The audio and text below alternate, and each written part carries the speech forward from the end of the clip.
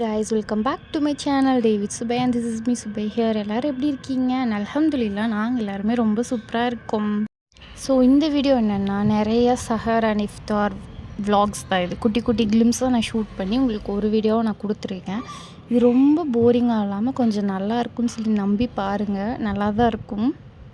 எங்கள் நெய்பர் ஒரு அங்கிள் வாங்கிட்டு வந்தாங்க எங்களுக்கு. அவங்க எப்போ மதுரைக்கு கோயிலுக்கு போனாலும் எங்களுக்கு இந்த ஸ்நாக்ஸ் வாங்கி கொடுப்பாங்க. நான் சின்ன பிள்ளையாக இருக்கிறதுலேருந்து இப்போ வரைக்கும் அப்படி தான். ஸோ இது என்னென்னா பால்கோவா, அதுக்கப்புறம் ஹல்வா, அதுக்கப்புறம் இந்த முறுக்கு. ஸோ இந்த ஸ்நாக்ஸுக்குன்னு ஒரு தனி டேஸ்ட்டே இருக்குது. நான் இதுக்கு ரொம்பவே ஃபேன், எனக்கு ரொம்ப பிடிக்கும். ஸோ எப்போ அவங்க வாங்கி கொடுத்தாலும் அடித்து பிடிச்சி ஃபஸ்ட்டு சாப்பிட்ருவோம். இன்றைக்கி ஒரு நாள் எங்கள் டேடி மட்டன் வாங்கி கொடுத்துருந்தாங்க. சரி, அதை தூக்கி ஓரம் கட்டி வச்சுட்டு ஃபஸ்ட்டு இஃப்தார் வேலையை பார்ப்போன்னு சொல்லிட்டு அன்றைக்கி ரொம்பவே சிம்பிளான இஃப்தார் தான். அன்றைக்கி என்னென்ன இருந்துச்சுன்னு பார்த்தீங்கன்னா, ரோஸ் மில்க், அதுக்கப்புறம் டேட்ஸ், அண்ட் தென் ஒரு ட்ரிங்க் இருந்துச்சு, ஸ்பெஷல் ட்ரிங்க். அதோட ரெசிபி நான் கண்டிப்பாக ஃப்யூச்சர் வீடியோஸில் ஷேர் பண்ணுறேன். அதுக்கப்புறம் காலிஃப்ளவர் சில்லி இருந்துச்சு, அவ்வளோதான். ஒவ்வொரு நாள் ரொம்பவே சிம்பிளாக இருக்கும் இஃப்தாருக்கு, ஒவ்வொரு நாள் நிறைய ஐட்டம்ஸ் இருக்கும். எதுவும் நம்ம கையில் கிடையாது. எப்போவுமே ரோஸ் மில்கில் சப்ஜா சீட்ஸும் பாதாம் பிசனும் ஆட் பண்ணி சாப்பிட்டோம்னா அதோட டேஸ்ட் அல்டிமேட்டாக இருக்கும். நீங்கள் இது வரைக்கும் இப்படி பண்ணது இல்லைன்னா இனிமேல் கண்டிப்பாக ட்ரை பண்ணி பாருங்கள். ட்ரை பண்ணால் மறக்காமல் கமெண்ட்ஸில் என்கிட்ட சொல்லுங்கள். அவ்வளோதான், இதெல்லாம் வச்சு சிம்பிளாக இஃப்தாருக்கு நோம்பு திறந்தாச்சு. நோம்பு திறந்துட்டு மஹரிப் தொழுதுட்டு அதுக்கப்புறம் நான் சொன்னேன்ல ஆல்ரெடி மட்டன் வாங்கி கொடுத்துருந்தாங்கன்னு சொல்லிட்டு, அதை வச்சு ஒரு ரெசிபி பண்ணேன்.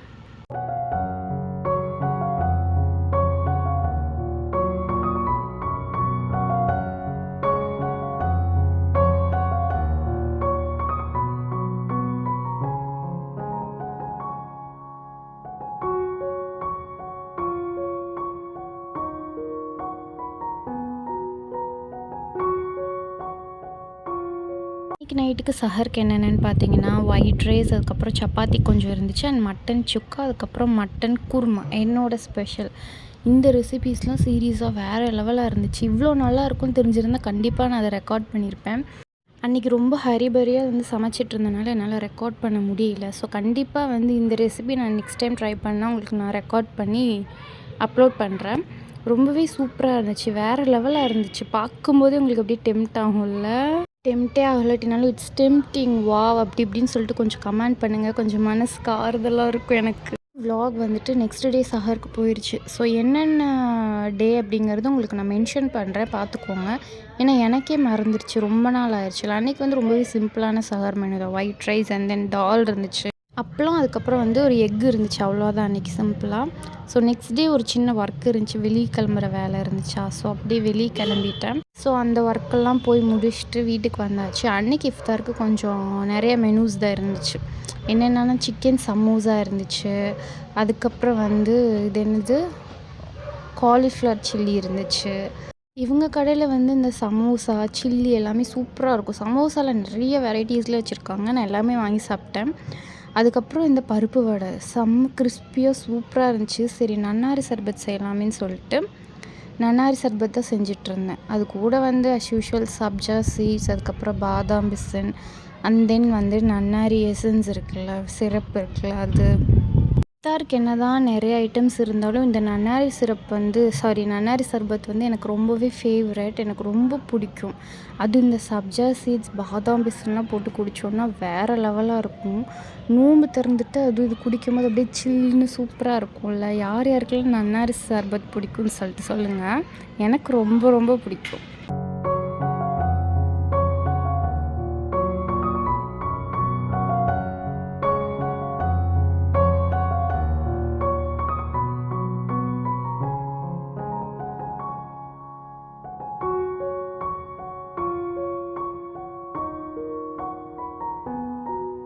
ஸோ இதை கலக்கி தூக்கி ஃப்ரிட்ஜில் வச்சுட்டு அதுக்குள்ளே எனக்கு ஒரு பார்சல் ரிசீவ் ஆகிருந்துச்சு. அதை போய் வாங்கிட்டு வந்துட்டு அதுக்கப்புறம் இன்னொரு ரெசிபி நான் செஞ்சுருந்தேன். அது ரொம்பவே நல்லாயிருக்கும். சிம்பிளான ஒரு புட்டிங் எப்படி செய்யலான்னு பார்க்கலாமா? ஸோ இந்த டம்ளரில் ஒரு டம்ளர் அளவுக்கு மில்க் எடுத்துருந்தேன். ஒரு 300 ml இருக்கும். ஸோ ஒரு 3 table spoon cornflour powder and கொஞ்சமாக வெண்ணிலா எக்ஸ்ட்ராக்ட், அதுக்கப்புறம் தேவையான அளவுக்கு சுகர். இவ்வளோ தான் இந்த புட்டிங் செய்கிறதுக்கு. இது நார்மலான ஒரு மில்க் புட்டிங் தான், பட் டேஸ்ட் ரொம்பவே நல்லாயிருக்கும். சிம்பிள் அது செய்கிறது. நம்ம எடுத்து வச்சுருக்க எல்லா இன்க்ரீடியண்ட்டுமே வந்து ஒரு பாத்திரத்தில் ஆட் பண்ணிவிட்டு எல்லாத்தையும் ஒரு மிக்ஸ் கொடுத்துட்டு சுகர் வந்து உங்களுக்கு தேவையான அளவுக்கு ஆட் பண்ணிக்கோங்க. நான் வந்து இந்த குட்டி பவுலில் 2 பவுல் சுகர் வந்து எடுத்திருந்தேன். ஸோ மொத்தமாக ஆட் பண்ணிவிட்டு லோ ஃப்ளேமில் வச்சு நல்லா மிக்ஸ் பண்ணணும். அதுவே உங்களுக்கு ஆட்டோமேட்டிக்காக திக்காகி வரும். கன்சிஸ்டன்சி டக்குன்னு சேஞ்ச் ஆகும். நம்ம மிக்ஸ் பண்ணிகிட்டே இருக்கணும். ஸோ அதுதான் இதுக்கு ரொம்பவே இம்பார்ட்டண்ட். மிக்ஸ் பண்ண உங்களுக்கு பார்த்தாலே தெரியும் திக்காகிருச்சு. அப்புறம் இதை வந்து நான் ஒரு பவுலில் ஆட் பண்ணிட்டேன். கொஞ்சமாக வந்து அது கோல்ட் டவுன் ஆனதுமே ஒரு பவுலில் ஆட் பண்ணிவிட்டு டெக்கரேஷனுக்காக நான் சும்மா சீனுக்காக வந்து இந்த பம்கின் சீட்ஸ் வந்து ஆட் பண்ணியிருக்கேன் மேலே டாப்பிங்ஸ்க்கு. அதெல்லாம் தேவையே இல்லை. சும்மாவே நீங்கள் சாப்பிட்லாம். ரொம்ப நல்லாயிருக்கும். கொஞ்ச நேரம் ஃப்ரிட்ஜில் வச்சு செட் பண்ணி சாப்பிடுங்க. சில்லுன்னு சூப்பராக இருக்கும் இது இஃப்தார் டைமில் சாப்பிட்றதுக்கு. அதுக்கப்புறம் சரிடான்னு சொல்லிட்டு மோட்டார் போட்டு விடலாம் அப்படின்னு சொல்லிட்டு வெளியே வந்தேன். வெயில்னால வந்து கொஞ்சம் வெயில் எல்லாம் கம்மியானதுக்கப்புறம் தான் வெளியே வர மாதிரி இருக்குது. ஸோ பயங்கர வெயிலாக தான் இருக்குது. அப்படியே டேங்கை ஃபில் பண்ணிவிட்டு கொஞ்ச நேரம் உட்காந்து வேடிக்கை பார்த்துட்டு இருந்தேன். விஐபி மூவியில் தனுஷ்க்கு எப்படி அந்த சைக்கிளோ அதே மாதிரி தான் எனக்கு இந்த வண்டி. எனக்கு எப்போல்லாம் ஒரு எமர்ஜென்சி அப்போ மட்டும் ஸ்டார்ட் ஆகவே ஆகாது. அப்படியே மக்கர் பண்ணும். மற்ற நேரங்களில் டக்குன்னு ஸ்டார்ட் ஆகி பட்டுன்னு ஓடும். அதுதான் இதோடது. இது என்னமோ தெரியலங்க. இந்த வண்டியை ஒரு நான் லிவிங் திங்ஸாகவே என்னால் பார்க்க முடியல. என்னோட ஒரு வீட்டில் ஒரு ஆள் மாதிரி தான் இதை நான் பார்த்துட்ருக்கேன். ஸோ அன்றைக்கி இஃப்தாருக்கு என்னென்னா நோம்பு கஞ்சி இருந்துச்சு. அதுக்கப்புறம் வந்து நம்ம செஞ்ச புட்டிங் இருந்துச்சு. அதுக்கப்புறம் நன்னாரி சர்பத். அதுக்கப்புறம் நான் ப்ரீவியஸ் கிளிப்பிங்கில் காட்டியிருந்த மாதிரி இந்த ஸ்நாக்ஸ் எல்லாம் இருந்துச்சு. அன்னைக்கு இஃப்தாருக்கு கொஞ்சம் கண்ணுக்கு குளிர்ச்சியாக நிறைய ஐட்டம்ஸ் இருந்துச்சு. பட் இது ஃபுல்லாக சாப்பிட்டுட்டு தான் தொழுகை போக முடியும்னா முடியாது. கொஞ்சம் சாப்பிட்டுட்டு தொழுகை போயாச்சு. அன்றைக்கி நைட்டு சஹருக்கு வந்துட்டு நான் ஒரு கோக்னட் மில்க் புலாவ் வந்து செஞ்சுருந்தேன். கொஞ்சம் வெஜிடபிள்ஸ் எல்லாம் போட்டு சூப்பராக இருந்துச்சு. இந்த ரெசிபியுமே நான் ஷூட் பண்ணல. ரெசிபி ஷூட் பண்ணுற மைண்ட் செட்டு எனக்கு இல்லை. பட் இனிமேல் ரெசிபி வீடியோஸ் வந்து அடிக்கடி நான் ஷேர் பண்ணலான்ட்டு இருக்கேன். ஸோ நமக்கு இருக்கிற திறமையை வந்து வெளி உலகத்துக்கு காட்டலாமேன்னு சொல்லிட்டு இனிமேல் பார்த்திங்கன்னா நிறைய ரெசிபி வீடியோஸும் வரும். இது வந்து ஃபஸ்ட்டு ஜும்மா ரமதானோட. ஸோ அன்றைக்கி எடுத்த வீடியோ தான் இது. அன்றைக்கி வந்து எங்கள் வீட்டில் நாட்டுக்கோழி குழம்பு செம்ம டேஸ்ட்டாக இருந்துச்சு. சூப்பராக இருந்துச்சு. அன்றைக்கி சஹருக்கு சாப்பிட்றதுக்கே ரொம்ப சூப்பராக இருந்துச்சு. அன்றைக்கி வந்து ஒயிட் ரைஸ், அதுக்கப்புறம் நாட்டுக்கோழி குழம்பு. ஸோ இதுக்கு எந்த சைட் டிஷ் வந்து எக்ஸ்ட்ரா தேவையே இல்லை. இதே ரொம்ப அல்டிமேட்டாக இருந்துச்சு. கலர் பார்த்தாலே தெரியும். ஸோ சூப்பராக இருந்துச்சு. அன்றைக்கி எல்லாம் போட்டு செம்மையாக சாப்பிட்டு நோன்பு வச்சாச்சு.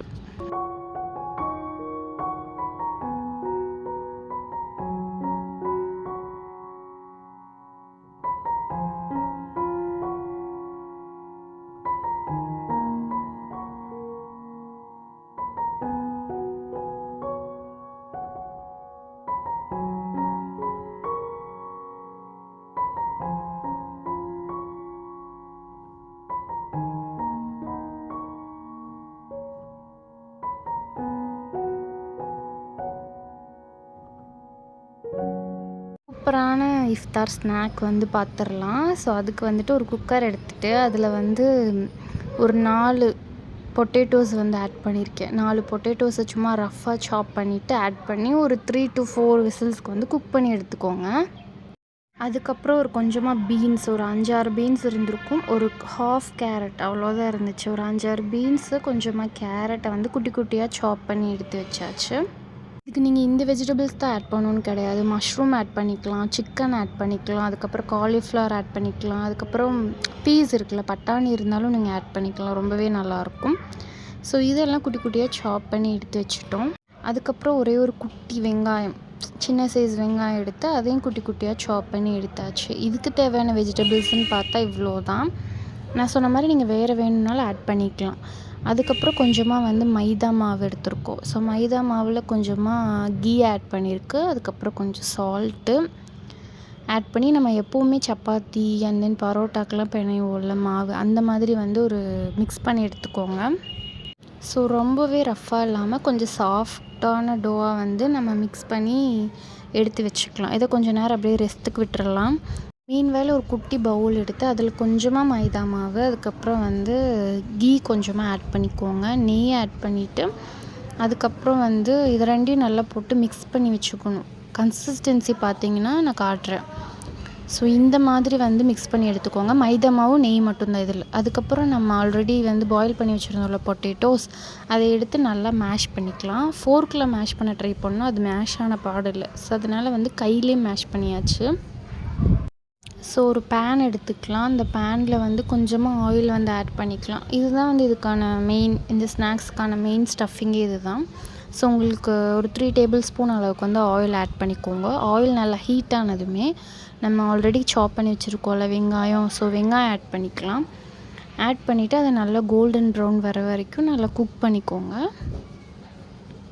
ஒன்ஸ் வெங்காயம் நல்லா ஃப்ரை ஆனதுமே அது கூடவே ஒரு டேபிள் ஸ்பூன் அளவுக்கு வந்து ஜிஞ்சர் கார்லிக் பேஸ்ட் வந்து ஆட் பண்ணிக்கலாம். அப்போ தான் உங்களுக்கு ஒரு கரம் மசால் ஃபீல் வரும். ஸோ அதனால் அதுக்கப்புறம் நம்ம கட் பண்ணி வச்சுருக்க கேரட், பீன்ஸு அதெல்லாம் வந்து ஆட் பண்ணியாச்சு. பீன்ஸ் மட்டும் குக் ஆகிறதுக்கு கொஞ்சம் டைம் ஆகும். ஸோ நீங்கள் கொஞ்சமாக வாட்டர் ஆட் பண்ணிவிட்டு குக் பண்ணிக்கோங்க. இந்த வெஜிடபிள்ஸ்க்கு தேவையான அளவுக்கு சால்ட் வந்து ஆட் பண்ணிக்கலாம். ஆட் பண்ணிவிட்டு நல்லா வந்து இதை சாட்டே பண்ணிக்கலாம். அதுக்கப்புறம் இதுக்கு தேவையான மசாலாஸ் எல்லாம் ஆட் பண்ணிக்கலாம். கொஞ்சமாக வந்துட்டு மிளகாத்தூள் ஆட் பண்ணியிருக்கோம். அதுக்கப்புறம் மல்லித்தூள் கொஞ்சம், மிளகாத்தூள், அதுக்கப்புறம் வந்து கரம் மசாலா, இது 3ம் தான். எக்ஸ்ட்ரா ஸ்பைசஸ் எதுவும் இதுக்கு தேவையில்லை. உங்களுக்கு ஏதாச்சும் வந்து வேணும்னா நீங்கள் ஆட் பண்ணிக்கலாம். ஸோ இந்த 3 மசாலாஸ் ஆட் பண்ணிவிட்டு அப்படியே கொஞ்ச நேரம் நல்லா வந்து சாட்டே பண்ணிக்கோங்க. அதுக்கப்புறம் நம்ம ஆல்ரெடி வந்து பாயில் பண்ணி மேஷ் பண்ணி எடுத்து வச்சுருக்க பொட்டேட்டோஸ் இருக்குல்ல, அதை ஆட் பண்ணிக்கலாம். ஸோ இது எல்லாமே நல்லா குட் மிக்ஸ் கொடுத்துக்கோங்க. நல்லா மிக்ஸ் பண்ணிவிட்டு தேவையான அளவுக்குலாம் இல்லை, கொஞ்சமாக வந்து மல்லி இலை ஆட் பண்ணிக்கோங்க. மல்லி இலை ஆட் பண்ணிவிட்டு நல்லா மிக்ஸ் பண்ணி எடுத்து வச்சா சூப்பரான ஸ்டஃபிங் ரெடி. இதை நீங்கள் வச்சு நீங்கள் என்ன வேணால் பண்ணலாம். நம்ம பண்ண போகிறது என்னென்னா பொட்டேட்டோ பேக்கெட்ஸ். இதுக்கு நாங்களே வச்ச பேர் தான் இது. ஸோ இதுக்கு வேறு பேர் இருந்தாலும் நீங்கள் வச்சுக்கோங்க. நம்ம ஆல்ரெடி வந்து டோ ரெடி பண்ணி வச்சுருந்தோம்ல மைதா மாவு வச்சு. ஸோ அதை வந்து இந்த மாதிரி வீடியோவில் காட்டியிருக்க மாதிரி நீங்கள் வந்து கட் பண்ணி எடுத்துக்கோங்க. நல்லா இந்த மாதிரி கட் பண்ணிவிட்டு மாவை நல்லா இன்னொரு டைம் வந்து நல்லா பிசைஞ்சுக்கோங்க. அதுக்கப்புறமா வந்து இது குட்டி குட்டி பீசஸாக வந்து நம்ம கட் பண்ணிக்கணும். இந்த மாதிரி எதுக்கு கட் பண்ணுறோன்னா அப்போ தான் உங்களுக்கு வந்து ஈக்குவலாக இருக்கும். அதுக்காக தான். அதுக்கப்புறம் இந்த மாதிரி குட்டி குட்டி பால்ஸாக வந்து நம்ம ரெடி பண்ணி வச்சுக்கலாம். இப்போ தான் மெயினே. இந்த வீடியோவை ஸ்கிப்பெல்லாம் பண்ணிடாதீங்க. இப்போ ஒன்றுமே புரியாது. ஃபுல்லாகவே பாருங்கள்.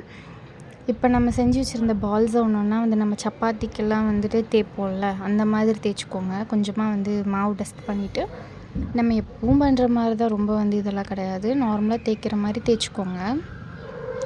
இதை வந்து நீங்கள் ஸ்கிப் பண்ணாமல் பார்த்தீங்கன்னா மட்டும்தான் அவங்களால அதை செய்யவே முடியும். இந்த கிளிப்பிங்ஸை நான் கொஞ்சம் ஓட்டி விடாமல் ஃபுல்லாக காட்டியிருப்பேன். ஏன்னா வந்து அப்போ தான் உங்களுக்கு புரியும். அதனால தான். ஸோ இந்த மாதிரி நம்ம ஒரு சப்பாத்தி மாதிரி வந்து செஞ்சுக்கலாம். அதுக்கப்புறம் நம்ம ஆல்ரெடி வந்து செஞ்சு வச்சுருந்தோம்ல மைதா நெய் போட்டு ஒரு மிக்ஸு, அதை வந்து இதுக்கு மேலே அப்ளை பண்ணிக்கோங்க. இதுக்கு மேலே அப்ளை பண்ணிவிட்டு அப்புறம் என்ன பண்ணோன்னு எனக்கே மறந்துடுச்சு. ஏன்னா இதை எடுத்து ரொம்ப நாள் ஆச்சு. இருங்க வீடியோ பார்த்து சொல்கிறேன் நான். இந்த மாதிரி ஒரு சப்பாத்தின்னு வச்சுப்போம். இந்த சப்பாத்திக்கு மேலே அந்த மிக்ஸை வந்து அப்ளை பண்ணிவிட்டு திருப்பி ஒரு சப்பாத்தி, திருப்பி அந்த மிக்ஸு, இந்த மாதிரி வந்து லைனாக பண்ணிகிட்டே இருக்கணும். ஒரு 3, 4 அந்த மாதிரி நீங்கள் வச்சுக்கோங்க. ஸோ அப்போ தான் வந்து நம்மளுக்கு லேயர் கிடைக்கும். நம்ம பண்ண போகிற அந்த ஸ்நாக்ஸ் இருக்குல்ல, அது சூப்பராக இருக்கும். லைக் உங்களுக்கு இந்த பப்ஸ் எல்லாம் இருக்குல்ல, முட்டை பப்ஸ் எல்லாம் இருக்குல்ல, அந்த மாதிரி இருக்கும். அதுக்காக தான் வந்து இந்த மாதிரி பண்ணும்போது தான் நம்மளுக்கு நிறைய லேயர்ஸ் வந்து கிடைக்கும். திருப்பி நல்லா அதை தேய்ச்சிக்கணும். ஸோ ஒன்றா நம்ம அசம்பிள் பண்ணிவிட்டு நல்லா திருப்பி இந்த மாதிரி தேய்ச்சிக்கோங்க. வீடியோவில் காட்டியிருக்க மாதிரி சைடில் இருக்க எக்ஸ்ட்ரா ஃபிட்டிங்ஸ் எல்லாம் வந்து கட் பண்ணி தூக்கி போட்டுடலாம். தூக்கி போட தேவையில்லை. அதை வந்து நம்ம சும்மா ஆயிலில் போட்டு ஃப்ரை பண்ணி உப்பு, மிளகாத்தூள் மட்டும் ஆட் பண்ணி சாப்பிட்டாலே சூப்பராக இருக்கும். நிஜமாக தான் சொல்கிறேன். கண்டிப்பாக ட்ரை பண்ணி பாருங்கள். இந்த மாதிரி நம்மளுக்கு ஒரு ஸ்கொயர் ஷேப்பில் இது வந்து வரணும். அந்த எக்ஸ்ட்ரா ஃபிட்டிங்லாம் கட் பண்ணிவிட்டா ஆட்டோமேட்டிக்காக அந்த மாதிரி வரும். பிகினர்ஸ் கூட இதை வந்து ட்ரை பண்ணலாம். இதை வந்து நம்ம என்ன பண்ணுறோன்னா 4 வந்து டிவைட் பண்ணிட்டோம். கத்தி வச்சு 4 வந்து கட் பண்ணிக்கோங்க. கட் பண்ணிவிட்டு இந்த மாதிரி உங்களுக்கு கிடச்சிரும் அழகா. இதுதான் நான் சொன்ன வந்து அந்த பாக்கெட்ஸ். ஓகேங்களா? இதுக்குள்ளே நீங்கள் சிக்கன் ஸ்டஃபிங் வச்சுக்கலாம், இது வேணால் வச்சுக்கலாம். ஸோ நம்ம ஆல்ரெடி பண்ணி வச்சுருக்க ஸ்டஃபிங்கை தூக்கி எல்லா இதுலேயும் வச்சாச்சு. வச்சுட்டு இதை வந்து நாங்கள் ஒரு சமோசா மாதிரி மேக் பண்ணியிருக்கோம். ஜஸ்ட்டு இந்த மாதிரி பண்ணி சமோசா மாதிரி நீங்கள் வந்து உங்களுக்கு வேணுங்கிற ஷேப்பில் வந்து இதை பண்ணிக்கலாம். அது எல்லாமே உங்களோட விஷ் தான். ஸோ அதுக்கப்புறம் வந்து நம்ம அந்த மிக்ஸ் பண்ணி வச்சுருந்தோம்ல மைதா மாவும் அதுக்கப்புறம் கீயும், அதை அடிக்கடி வந்து இது பண்ணிக்கோங்க. அப்போ தான் வந்து ஆயிலில் ஃப்ரை பண்ணும்போது இது வந்து பிஞ்சு போகாமல் உங்களுக்கு கிடைக்கும். அதுக்காக தான்.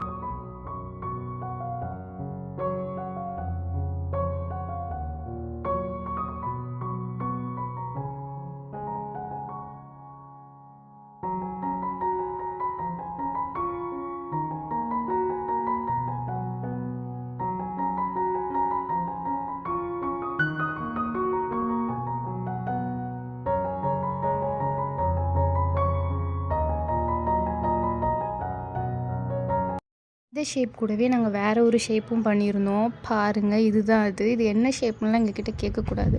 மோமோ ஷேப்புன்னு ட்ரை பண்ணி அது ஒரு மார்க்கமாக வந்துருச்சு. பட் ஸ்டில் நமக்கு ஷேப்பாங்க முக்கியம், டேஸ்ட்டு தானங்க முக்கியம். டேஸ்ட்டுக்கு நாங்கள் கேரண்டி, செம்மையாக இருக்கும். சரியா, அதுக்கப்புறம் ஒரு கடாயை வச்சுட்டு அதில் கொஞ்சமாக ஆயில் வந்து ஆட் பண்ணிக்கலாம். கொஞ்சம் தாராளமாகவே ஆட் பண்ணிடுங்க. ஏன்னா இது வந்து டீப் ஃப்ரை இல்லை, கஞ்சித்தனமாக ஆட் பண்ணோன்னா அது வந்து ஒழுங்காக வந்து ஃப்ரை ஆகி வராது. அதனால் கொஞ்சம் தாராளமாக ஆட் பண்ணி நம்ம செஞ்சு வச்சுருக்க இந்த பேக்கெட்ஸ் எல்லாம் தூக்கி ஆயிலில் போட்டுக்கலாம். கொஞ்சம் கொஞ்சமாக போட்டு நல்ல ஒரு கோல்டன் ப்ரௌன் கலரில் ஃப்ரை பண்ணி எடுத்திங்கன்னா சூப்பரான பொட்டேட்டோ பேக்கெட்ஸ் வந்து ரெடி. இதிலவே நீங்கள் சிக்கன் ஆட் பண்ணியிருந்தீங்கன்னா சிக்கன் பேக்கெட்ஸ், அந்த மாதிரி நீங்கள் உங்களுக்கு பிடிச்ச நேமை வந்து நீங்களாகவே வச்சுக்கலாம். அப்படி நாங்கள் வச்ச நேம் தான் பொட்டேட்டோ பேக்கெட்ஸ். ஆனால் இது டேஸ்ட்டு நாங்கள் நினச்சதை விட தாறுமாறு செம்மையாக இருந்துச்சு. ஸோ அதுக்கப்புறம் வந்து ஒரு சைடு வந்து ஃப்ரை ஆனதுமே இன்னொரு சைடு வந்து நம்ம திருப்பி போட்டுட்டு நல்ல கோல்டன் ப்ரௌன் கலர் மொறுன்னு வந்து ஃப்ரை பண்ணி எடுத்துக்கலாம். இப்போ இதுக்கு வாய்ஸ் ஓவர் கொடுக்கும்போது கூட எனக்கு டெம்ப்ட் ஆகுது. அவ்வளோ நல்லா இருந்துச்சு, செம்மையாக இருந்துச்சு. நாங்கள் இவ்வளோ நல்லா வரும்னு சொல்லிட்டு நாங்கள் நினச்சி பார்க்கல. பட் ரொம்பவே சூப்பராக இருந்துச்சு. அவ்வளோதாங்க, ஃப்ரை பண்ணி எடுத்தாச்சு. நல்ல முறுமுறுன்னு இந்த பப்ஸ் எல்லாம் நம்ம சாப்பிடுவோம்ல கடையில், அந்த மாதிரி தான் இருந்துச்சு இதோட அவுட்டர் லேயர். உள்ளே வந்து நம்மளோட ஸ்டஃபிங் செம்மையாக இருந்துச்சு. அதுக்கப்புறம் அந்த நாங்கள் ஒரு ஷேப்பில் பண்ணியிருந்தோம்ல மூட்டை மாதிரி, அதையும் தூக்கி ஆயிலில் போட்டு ஃப்ரை பண்ணியாச்சு. இதில் என்னென்னா, நம்ம ஃபஸ்ட்டு பண்ண ஷேப்பை விட இந்த ஷேப்பில் இருக்க ஸ்டஃபிங்ஸ் வந்து உள்ளேருந்து கொஞ்சம் கூட வெளியே வரவே இல்லை. ஸோ இந்த ஷேப்பும் நீங்கள் ட்ரை பண்ணி பாருங்கள். இந்த ஷேப் எப்படி செய்கிறதுன்னு நாங்கள் ரெக்கார்ட் பண்ண மறந்துட்டோம். டிஷ்ஷை நீங்கள் எங்களை நம்பி செய்யலாம், நாங்கள் கேரண்டி. அந்தளவுக்கு செம்மையாக இருந்துச்சு. இந்த ஒரு ரெசிபியை தான் நான் உருப்படியாக அந்த வீடியோவில் நான் ஷூட் பண்ணி காட்டியிருக்கேன். ஸோ எனக்காக ட்ரை பண்ணி பாருங்கள். பார்க்கவே செம்மையாக இருக்குல்ல. ஸோ சூப்பராக இருந்துச்சு, சாப்பிட்றதுக்கும் செம்ம டேஸ்ட்டாக இருந்துச்சு, நல்லா கிறிஸ்பியாக இருந்துச்சு. ஸோ இதில் வந்து நான் கிளியராக தான் கொடுத்துருப்பேன்னு நம்புகிறேன். ஸோ நீங்கள் கண்டிப்பாக ட்ரை பண்ணி பாருங்கள். ஓகே, அவ்வளோதான் கைஸ், இந்த வீடியோ இதோடு நாங்கள் முடிச்சுக்கிறோம். இன்னொரு இன்ட்ரெஸ்டிங்கான விலாகில் உங்களை நான் மீட் பண்ணுறேன். ஸோ மறக்காமல் நம்ம சேனலை லைக், ஷேர், சப்ஸ்கிரைப், கமெண்ட் என்னென்ன பண்ண முடியுமோ எல்லாமே பண்ணி விட்டுருங்க. ஸோ மறக்காமல் பெல் ஐக்கானை கிளிக் பண்ணிடுங்க. ஸோ தட் நாங்கள் போடுற வீடியோஸ் உடனே உங்களை வந்து ரீச் ஆகும். Tata, bye bye, take care.